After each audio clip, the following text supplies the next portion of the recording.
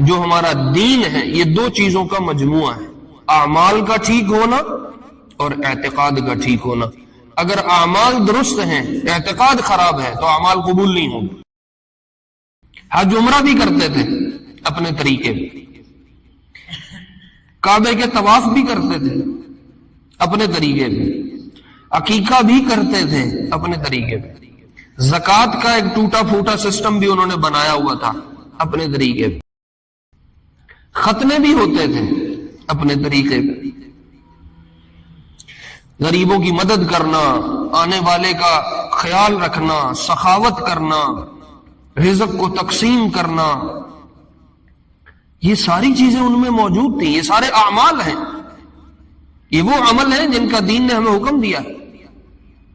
ترتیب تھوڑی بدلی ہے، حکم وہی ہے۔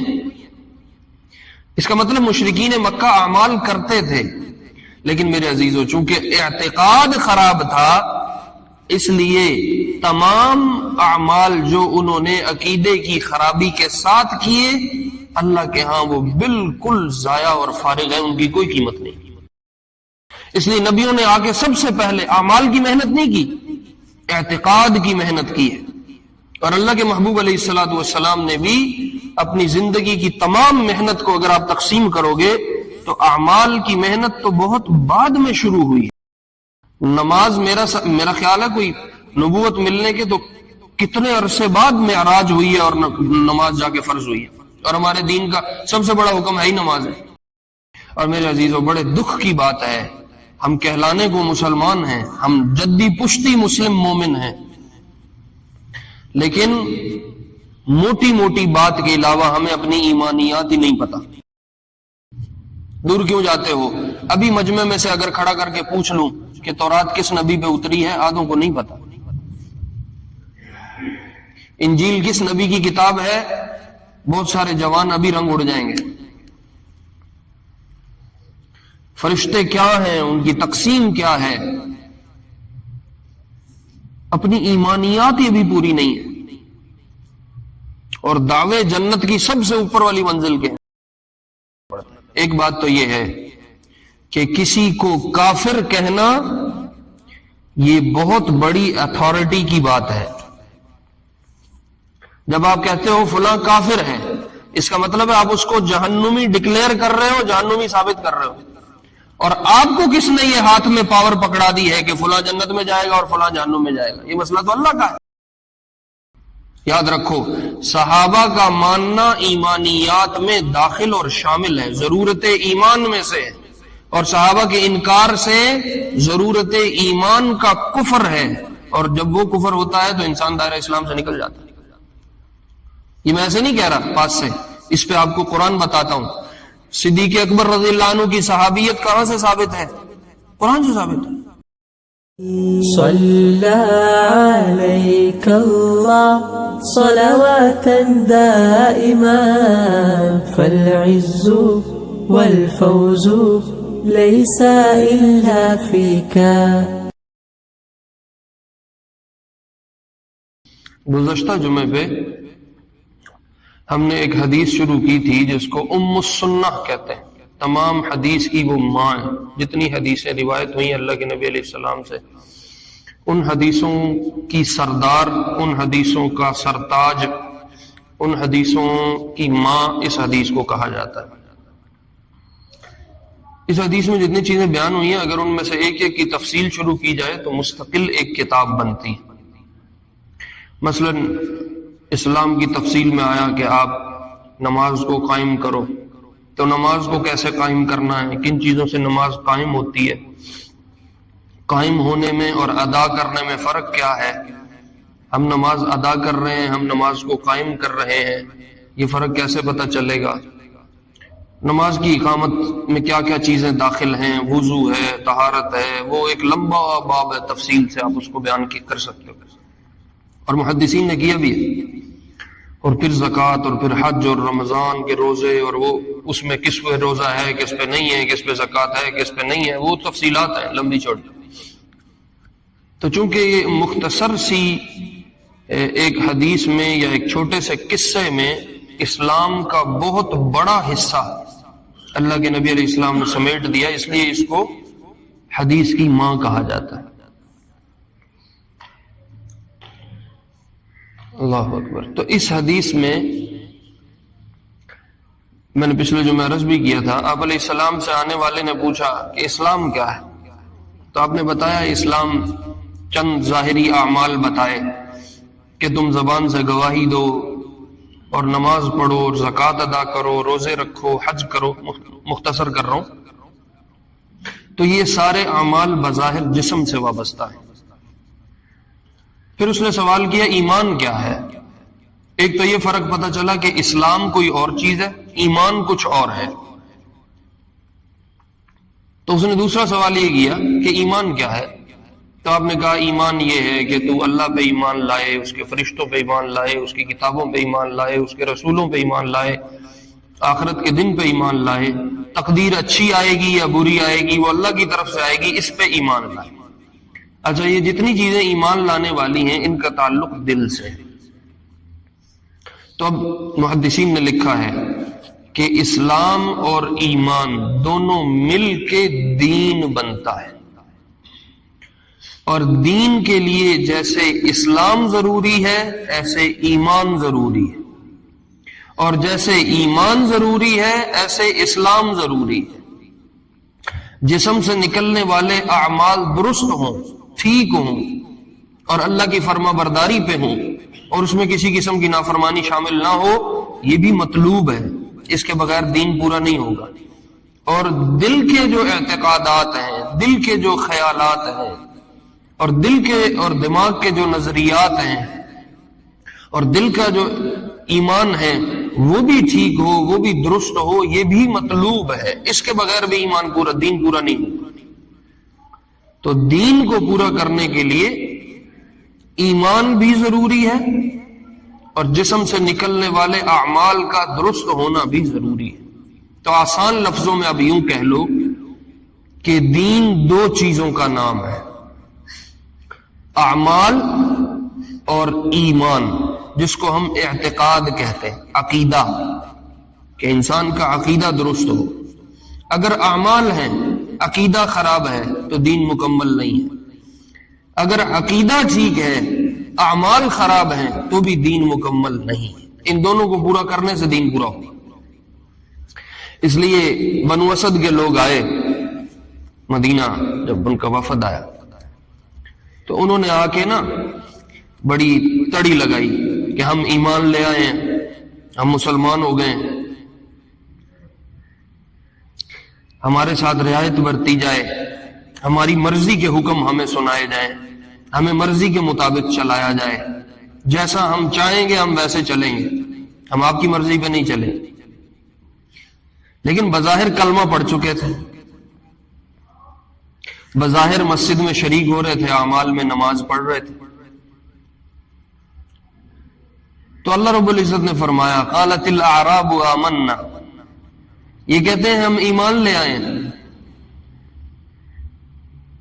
قل لم تؤمنوا، آپ ان سے کہو ابھی ایمان کوئی نہیں آیا۔ ایمان تو دل کی کیفیات جب تک ٹھیک نہیں ہوں گی تب تک پورا نہیں ہوگا۔ اندر مانے کہ اللہ اور رسول کی ماننی ہے اور اندر کو مار دے، اب ایمان پورا ہوگا۔ جب تک اندر کا نخرہ موجود ہے تو سمجھو ابھی ایمان نہیں ہوا۔ اس لیے کہا قل لم تؤمنوا، ابھی تم ایمان نہیں لائے ہو، جب تک من چاہی کو رب چاہی پہ قربان نہ کر دو گے تب تک ایمان پورا نہیں ہوگا۔ من چاہی ختم کرنی پڑے گی۔ کہا قل لم تؤمنوا، تم ابھی ایمان نہیں لائے، ایمانی صفات ابھی تم میں نہیں آئی۔ ولیکن قولوا اسلمنا، ہاں یہ تم کہہ سکتے ہو کہ ہم اسلام لے آئے ہیں، کہ زبان سے تم نے کہہ دیا لا الہ الا اللہ محمد رسول اللہ۔ ولما يدخل الایمان فی قلوبکم، ابھی ایمان تمہارے دلوں میں داخل نہیں ہوا، وہ ابھی کرنا پڑے گا، اس پہ بھی محنت چاہیے۔ تو اسلام کے جو ہمارا دین ہے یہ دو چیزوں کا مجموعہ ہے، اعمال کا ٹھیک ہونا اور اعتقاد کا ٹھیک ہونا۔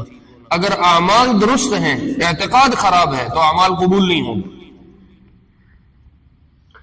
آپ اس سے اندازہ لگاؤ کہ یہودی اعمال کرتے ہیں کہ نہیں کرتے؟ کرتے ہیں، یہودی اعمال کرتے ہیں، خیرات کا کرنا، غریبوں کی ہمدردی رکھنا، بعض لوگوں پہ روزے رکھنا ان کی شریعت کے مطابق، یہ ساری چیزیں ان کے پاس ہیں،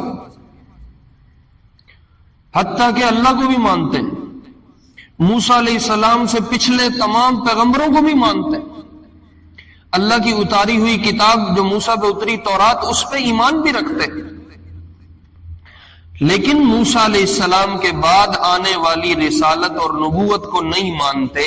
تو جہاں اعتقاد میں گڑبڑ ہوئی، اب جتنے مرضی یہود اعمال کر لیں وہ کسی کام کے نہیں، وہ قبول نہیں ہوں گے۔ اعتقاد ایسی چیز ہے۔ تو اعمال کے ساتھ عقیدے کا ٹھیک ہونا یہ اتنا ہی ضروری ہے جتنے اعمال ضروری ہیں۔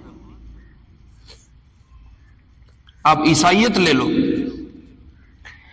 عیسیٰ علیہ السلام پہ عیسائی ایمان رکھتے ہیں، اللہ کو رب مانتے ہیں، چرچ جو ان کے عبادت خانے ہیں، ہماری عبادت گاہیں مسجدیں ہیں، ان کی عبادت گاہ چرچ ہے، وہ اپنی عبادت گاہوں میں جا کے عبادت بھی کرتے ہیں۔ دنیا میں بڑے بڑے ویلفیئر کے اور خیرات کے کام عیسائی کر رہے ہیں، اور اسلام میں تو رہبانیت منع ہے، ورنہ عیسائیت میں رہبانیت بھی ہے کہ سارا کچھ چھوڑ دو اللہ کے نام پہ، شادی بیاہ بھی نہیں کرنا، اولاد بھی نہیں پالنی، گھر بار بھی نہیں سنبھالنا، سب کچھ چھوڑ کے قسم ڈال لو کہ زندگی بھر صرف اللہ کی عبادت کروں گا اور کچھ نہیں کروں گا۔ یہ رہبانیت ہے۔ عیسائی یہ کرتے ہیں، اس کا مطلب اعمال وہ کر رہے ہیں، لیکن چونکہ اللہ کے نبی علیہ السلام کو نبی نہیں مانتے اور ان کے خاتم النبیین ہونے کو نہیں مانتے، اس لیے تمام اعمال ان کے اکارت اور بے سود ہیں جب تک عقیدہ درست نہیں ہے۔ ان اعمال کا کوئی فائدہ نہیں، ان اعمال کا کوئی وزن نہیں ہے اللہ کے۔ اللہ اکبر۔ کفار مکہ، مشرکین مکہ، میں نے آپ کو کتنی ان کی تاریخ سنائی ہے۔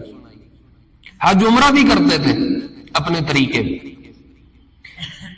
کعبے کے طواف بھی کرتے تھے اپنے طریقے پہ، عقیقہ بھی کرتے تھے اپنے طریقے پہ، زکوٰۃ کا ایک ٹوٹا پھوٹا سسٹم بھی انہوں نے بنایا ہوا تھا اپنے طریقے پہ، ختنے بھی ہوتے تھے اپنے طریقے پہ، غریبوں کی مدد کرنا، آنے والے کا خیال رکھنا، سخاوت کرنا، رزق کو تقسیم کرنا، یہ ساری چیزیں ان میں موجود تھیں۔ یہ سارے اعمال ہیں، یہ وہ عمل ہیں جن کا دین نے ہمیں حکم دیا۔ ترتیب تھوڑی بدلی ہے، حکم وہی ہے۔ اس کا مطلب مشرکین مکہ اعمال کرتے تھے، لیکن میرے عزیزو چونکہ اعتقاد خراب تھا، اس لیے تمام اعمال جو انہوں نے عقیدے کی خرابی کے ساتھ کیے، اللہ کے ہاں وہ بالکل ضائع اور فارغ ہے، ان کی کوئی قیمت نہیں۔ تو مومن آدمی یا مسلم آدمی اپنی زندگی میں دو چیزوں کی محنت رکھتا ہے، اس کے ذمے ہے کہ وہ اپنے اعمال بھی درست کرے، اور اس کے ذمے ہے کہ اپنے اعتقاد کو بھی درست کرے۔ علماء نے بڑی خوبصورت مثالیں لکھی ہیں۔ ایک لکھو ایک، اور صفر اس کی دائیں لگانے کی بجائے بائیں جانب لگانا شروع کر دو۔ 1 صفر، 2 صفر، 3 صفر، 4 صفر، 5، جتنی مرضی صفریں بڑھا دو، اس ایک کی کوئی قیمت بڑھے گی؟ اس ایک کی کوئی قیمت نہیں بڑھے گی، کیونکہ یہ صفریں جتنی مرضی لگتی جائیں ان کی کوئی حیثیت نہیں۔ لیکن اگر اسی ایک کی دائیں جانب صفریں شروع کر دو تو 1 صفر لگے گی وہ 10 ہو جائے گا، 2 لگیں گی وہ 100 پہ چلا جائے گا، 3 لگیں گی وہ 1000 پہ چلا جائے گا، 4 صفریں لگیں گی 10,000 پہ جائے گا، 5 لگیں گی تو لاکھ پہ چلا جائے گا۔ صفریں بڑھاتے جاؤ، گنتی اور تعداد بڑھتی جائے گی۔ تو علماء نے لکھا ہے کہ اعمال کے ساتھ عقیدے کی صفر لگے گی تو عمل کی قیمت بڑھے گی، اور یہ صفر دائیں جانب لگے گی یعنی عقیدہ درست ہوگا تو اعمال کی قوت اور طاقت بڑھے گی۔ اگر یہ صفر عقیدے والی اعمال کے بائیں جانب لگ گئی تو جتنے مرضی اعمال کرتے جاؤ وہ کسی کھاتے میں نہیں پڑے۔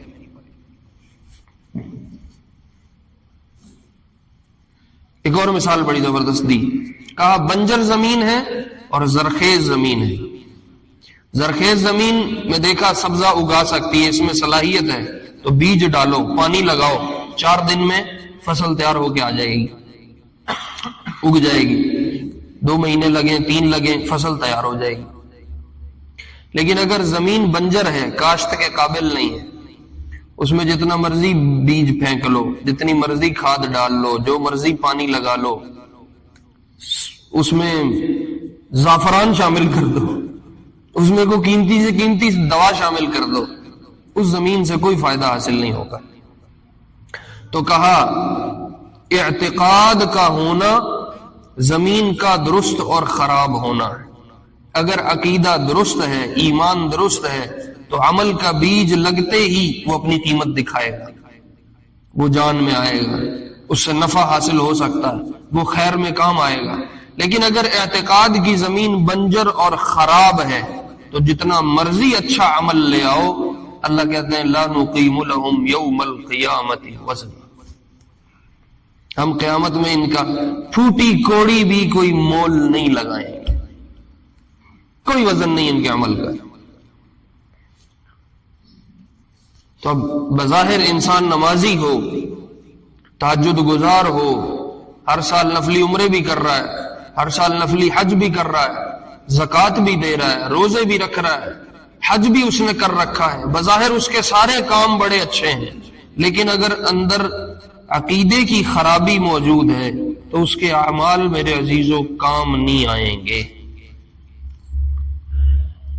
اور اگر اندر عقیدے کی خرابی نہیں ہے، عقیدہ درست ہے، مضبوط ہے، اعمال میں بظاہر کچھ کمی زیادتی ہے کہ کبھی نماز چھوٹ گئی، سستی ہو گئی، کبھی زکوٰۃ دیر سے ادا کر رہا ہے یا ابھی تک نہیں ادا کر رہا، یا کہیں حج رہتا ہے اس کے ذمہ تھا اس نے نہیں کیا، غفلت میں پڑا ہوا ہے، یا عورت ہے تو اس کے ذمہ پردہ تھا اس میں کچھ کمی کر رہی ہے، وغیرہ وغیرہ جتنے احکام ہیں، اگر عقیدے کی درستگی موجود ہے تو اللہ کہتے ہیں کہ اپنی سزا کاٹ کے جنت میں چلے جاؤ گے۔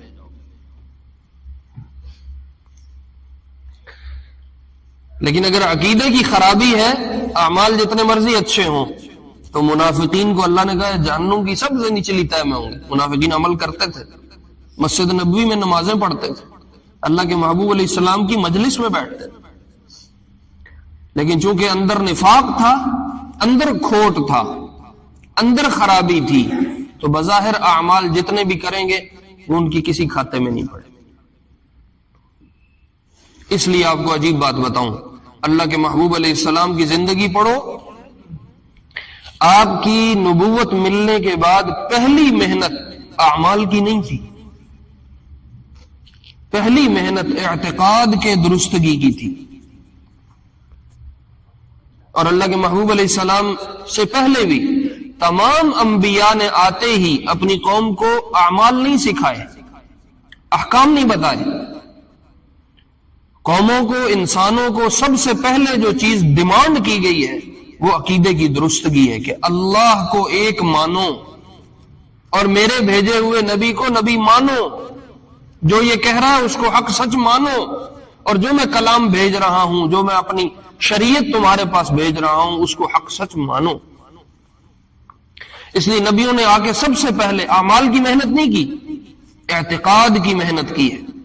اور اللہ کے محبوب علیہ الصلوۃ والسلام نے بھی اپنی زندگی کی تمام محنت کو اگر آپ تقسیم کرو گے تو اعمال کی محنت تو بہت بعد میں شروع ہوئی ہے۔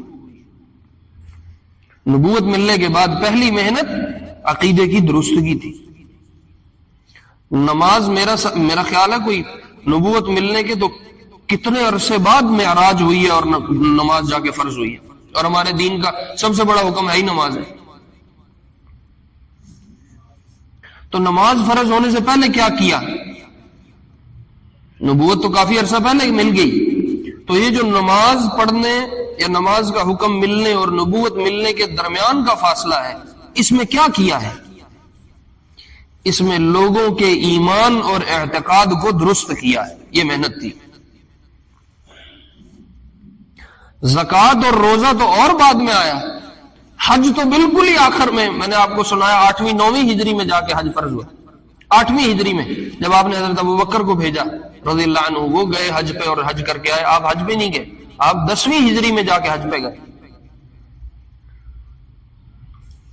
تو احکام کی محنت ضرور ہے، اعمال کی محنت ضرور ہے، لیکن میرے عزیزوں میرے پیارو، اس سے کہیں زیادہ ضروری اعتقاد کی محنت ہے۔ اگر عقیدہ ٹھیک ہے تو اوپر پیدا ہونے والے اعمال سارے ٹھیک ہیں، قبول۔ عقیدے کی مثال درخت کے تنے کی سی ہے، یہ تنا ٹھیک ہوگا، اس میں کوئی دیمک نہ لگے، کوئی کیڑا نہ لگے، تو اوپر نکلنے والی شاخیں اور ان سے پیدا ہونے والا پھل ٹھیک ہوگا، جو اعمال ہے۔ لیکن اگر عقیدہ والی اور ایمان والے تنے میں کہیں کیڑا لگ گیا اور کہیں خرابی پیدا ہو گئی، تو اوپر جتنے مرضی اعمال اختیار کر لو، وہ سب کے سب بے سود ہوں گے، ضائع ہوں گے، بد ذائقہ ہوں گے، بد شکل ہوں گے۔ ہاں، ایمان کی مثال، جو ایمان میں نے آپ کو بتایا اندر کی چیزیں ان کو پورا کرنا، یہ درخت کا تنا ہے، اور نکلنے والے اعمال ان کی مثال شاخوں کی اور پھلوں کی۔ آپ کو عجیب بات بتاؤں، قرآن میں اللہ نے کہا ان الذین آمنوا وعملوا الصالحات، اور کتنی دفعہ کہا؟ 81 مرتبہ،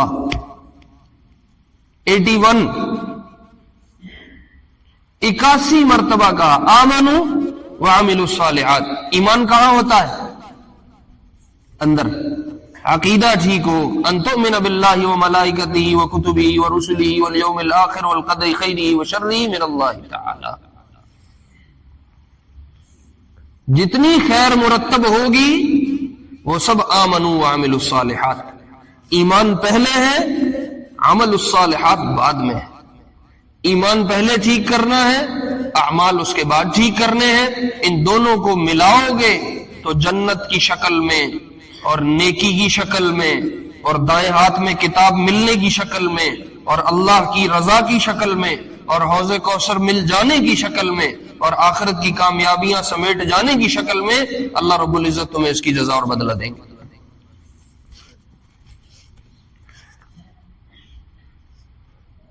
لیکن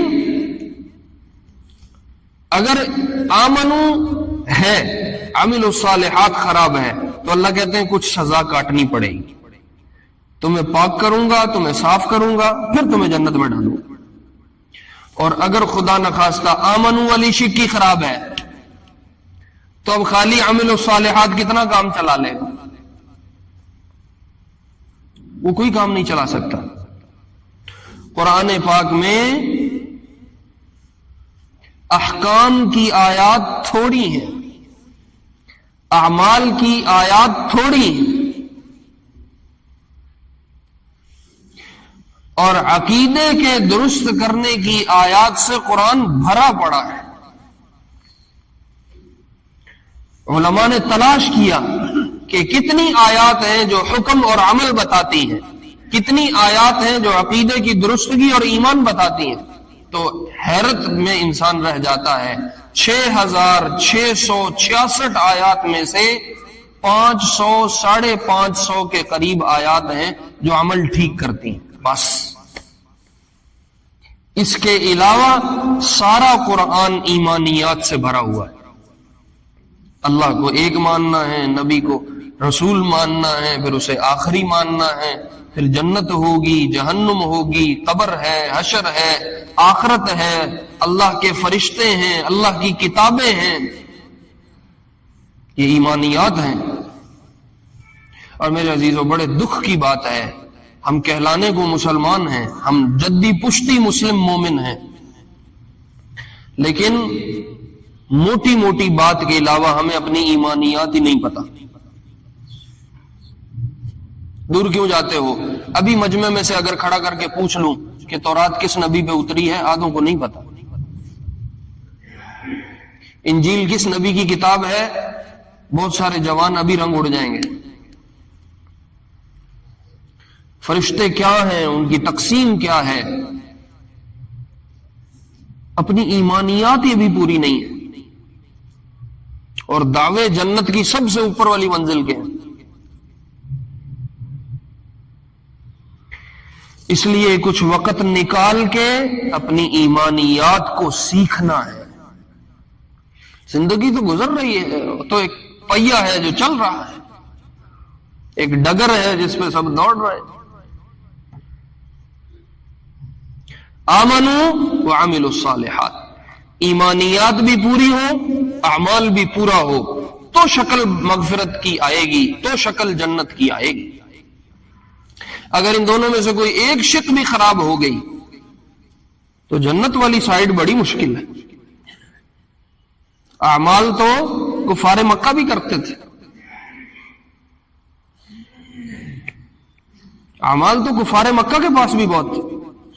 آپ ان کی سخاوت سنو، جو وہ اللہ کے نام پہ مال لگاتے تھے، تو میں اور آپ تصور بھی نہیں کر سکتے. حاجیوں کی خدمت پہ انہوں نے ایک دوسرے سے لڑائیاں کر کر کے اپنی نسلیں کٹوائی ہیں. ایک قبیلہ کہتا تھا خدمت ہم نے کرنی، دوسرا کہتا تھا خدمت ہم نے کرنی. عمل نہیں ہے، عمل ہے، لیکن عقائد کی خرابی تھی تو سب کچھ ہوتے ہوئے بھی ہم فارغ ہو گئے، کچھ نہیں ملا ان کو. تو قرآن بھرا پڑا ہے ایمانیات سے. اللہ کے نبی علیہ السلام کی زندگی اور دعوت کا اکثر حصہ ایمانیات ہے، عقائد اعمال تھوڑے ہیں. ہاں، اس بات کو کرتے ہوئے یہ ایک نہ بن جائے ذہن کہ بس ایمان کافی ہے، اب اعمال کی ضرورت نہیں ہے. اعمال کی بھی ضرورت ہے، اس کے بغیر بھی دین پورا نہیں ہے، مکمل نہیں ہے. ایک آدمی ایمان تو لایا لیکن ظاہری جسم سے متعلقہ جتنے احکام تھے ان کو پورا نہیں کیا، نماز نہیں پڑھتا. تو بعض سوائے ابو حنیفہ رحمہ اللہ کے تمام ائمہ کہتے ہیں اس کی گردن اتار دو، یہ مرتد ہے، اس کا ایمان قبول نہیں ہے. یہ آپ کو بتا رہا ہوں کہ عمل بھی ضروری ہے. ابو حنیفہ رحمہ اللہ فرماتے ہیں کہ اس کو قید میں ڈال دو، جب تک توبہ نہیں کرتا اس کو باہر نہ آنے دو، اس کا جرم اتنا بڑا ہے.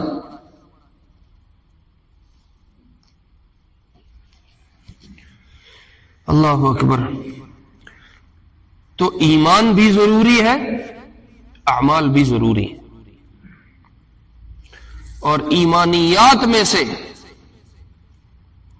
اب یہ بحث بہت زیادہ چل پڑی ہے، کون کافر ہے کون مسلمان ہے. ہر بندے نے مشین رکھی ہوئی ہے، وہ کہتا ہے یہ فلاں کافر ہے، فلاں کافر ہے، فلاں کافر ہے، یہ بھی گمراہ ہے، وہ بھی گمراہ ہے، یہ بھی ٹھیک نہیں ہے، وہ بھی ٹھیک نہیں ہے. یہ اب سب نے اپنے مشینیں رکھ لی ہیں، جیسے لوگوں نے پسٹل نہیں رکھے ہوتے. اب کافر بنانے کی مشینیں اور پسٹل جیبوں میں، اے بھی کافر ہے، وہ بھی کافر ہے، وہ بھی کافر. دو باتیں ضروری عرض کرنی انشاءاللہ، پھر سنتیں پڑھتے ہیں. ایک بات تو یہ ہے کہ کسی کو کافر کہنا یہ بہت بڑی اتھارٹی کی بات ہے. جب آپ کہتے ہو فلاں کافر ہے، اس کا مطلب ہے آپ اس کو جہنمی ڈکلیئر کر رہے ہو، جہنمی ثابت کر رہے ہو. اور آپ کو کس نے یہ ہاتھ میں پاور پکڑا دی ہے کہ فلاں جنت میں جائے گا اور فلاں جہنم میں جائے گا؟ یہ مسئلہ تو اللہ کا ہے.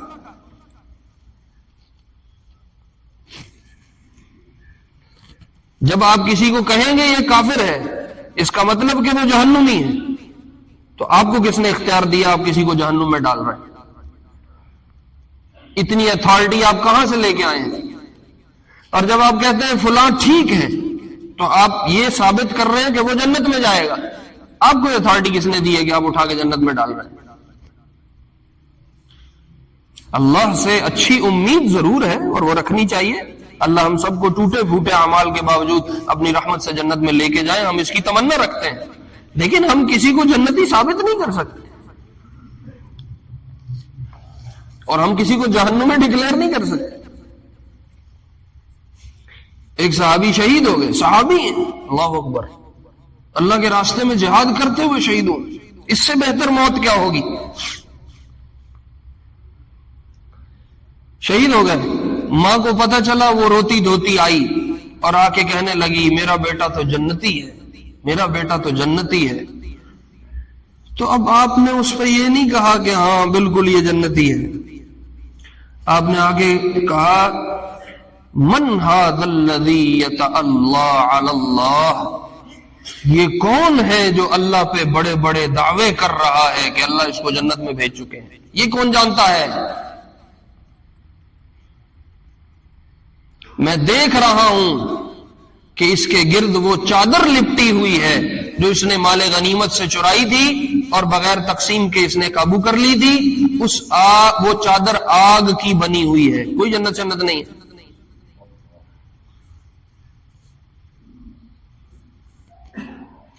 اس لیے جب آپ یہ کہتے ہیں فلاں کافر ہے تو یہ بہت بڑا دعویٰ ہے، اگر اس کی دلیل مانگ لی جائے تو ثابت کرنا پڑے گا. اس لیے زبانیں خاموش رکھو، کون گمراہ ہے، کون ٹھیک ہے، کون مومن ہے، کون کافر ہے، یہ مسئلہ ہمارا نہیں ہے، یہ اللہ کا مسئلہ ہے. یقیناً اس پہ ممبر والوں سے بھی بہت بے احتیاطی ہوئی ہے، اور اس بے احتیاطی کا نتیجہ ہے کہ عوام کے ہاتھ میں چھری آ گئی ہے، وہ جس کو مرضی پکڑتے ہیں اس کو پھیر دیتے ہیں. یہ ایک بہت بڑا نازک مسئلہ ہے، اس لیے ہر وقت اللہ سے ڈرنا چاہیے. میں نے جنت نہیں لکھوائی ہوئی اپنے لیے، اللہ کرے اللہ قبول فرما لیں اور اللہ ہمارا کو پچھلی صفوں میں کہیں کہہ دیں کہ چل جا ایمان والے نکل جا، ورنہ پتہ نہیں کیا بنے، بڑا مشکل ہے. اللہ اکبر. اور میرے عزیزو دوسری بات یہ عرض کرنی ہے ایمانیات سے متعلق کہ ایمانیات میں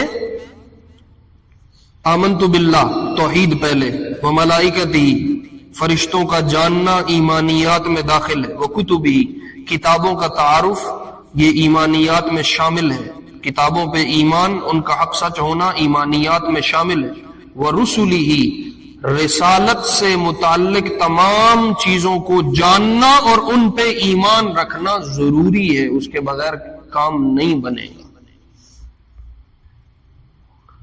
تو ہمیں اب یہ سیکھنا ہے، رسالت میں بہت ساری چیزیں ہیں، جہاں رسالت میں کہیں ڈسٹربنس آئے گی وہاں معاملہ ختم ہوگا. چاہے نبی کو آخری ماننے کا مسئلہ تھا، چاہے نبی کو کہیں اور بہت ساری چیزوں کے مسائل ہیں، تو رسالت کو اچھی طرح تفتیش تحقیق سے جانچ پڑتال کے بعد ایمان میں شامل کر کے ایمان اس پہ رکھنا لازم اور فرض ہے، اس کے بغیر ایمان نہیں ہے. اور جب ہم کہتے ہیں وہ کتبہ کتابوں پہ ایمان لانا ضروری ہے تو تورات بھی حق ہے، انجیل بھی حق ہے، زبور بھی حق ہے، قرآن بھی حق ہے.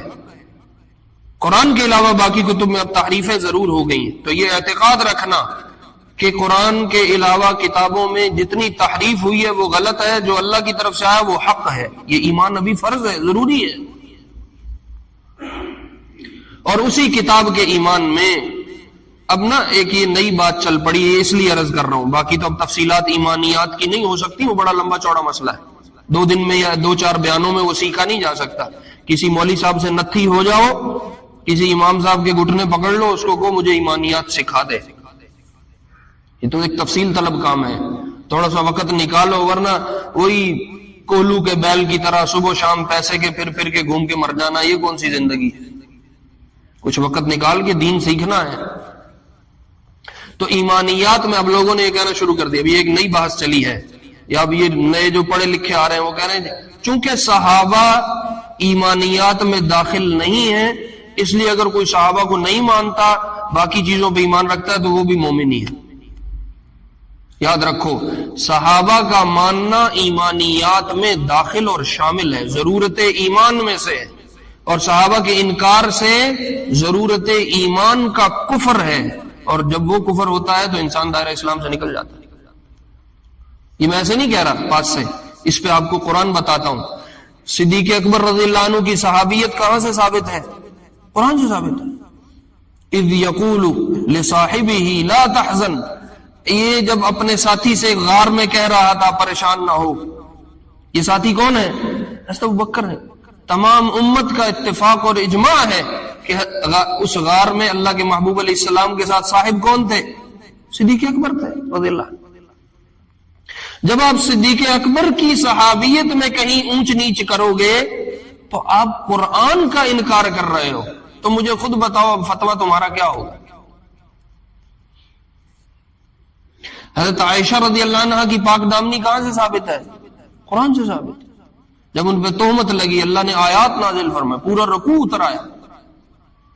اب جو اما عائشہ کی ذات میں کوئی اونچ نیچ کرے گا خدا نہ خواستہ تو وہ تو سیدھا سیدھا قرآن کا منکر ہے.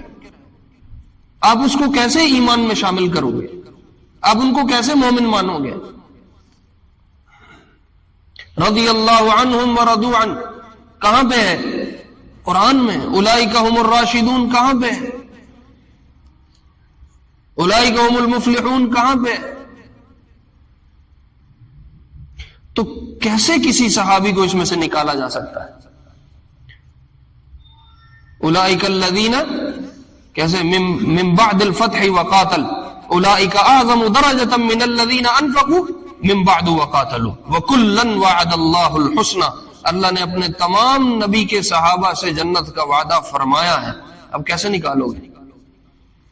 تو صحابیت کے اگر کہیں کام میں گڑبڑ ہوگی تو آپ اپنے ایمان کے بارے میں تھوڑے فکر مند رہو، ایمان سے نکل چکے ہو. اس لیے ایمانیات پہ خاموشی بھی ضروری ہے، اور ایمانیات کی تفتیش تحقیق کے بعد ان پہ دل سے اطمینان رکھنا بھی ضروری ہے. تو میں اپنی بات کو دوبارہ مختصر کر دیتا ہوں، سمرائز کر دیتا ہوں. دین دو چیزوں کا نام ہے، اعمال اور اعتقاد. اس کو اللہ کے محبوب علیہ السلام نے وہ آنے والے سے کہا. اسلام یہ ہے کہ تو زبان سے کہے اللہ ایک ہے اور محمد صلی اللہ علیہ وسلم اللہ کے رسول ہیں، نماز کو قائم کرے، زکوٰۃ کو ادا کرے، حج پورا کرے اور روزے رمضان کے رکھے تو اسلام میں داخل ہے. اور کہا ایمان یہ ہے کہ تو اللہ پہ ایمان رکھے، رسولوں پہ ایمان رکھے، کتابوں پہ ایمان رکھے، فرشتوں پہ ایمان رکھے، آخرت کے دن پہ ایمان رکھے، اچھی اور بری تقدیر اللہ کی طرف سے ہوتی ہے اس پہ ایمان رکھے. تقدیر کے متعلق میں نے تھوڑی سی تفصیل پچھلے جمعے عرض کر دی تھی. اللہ رب العزت ہمیں اپنا دین سیکھ کے عمل کرنے کی توفیق نصیب فرمائے. باقی انشاءاللہ اس حدیث کو اگلے جمعے پہ بیان کر لیں.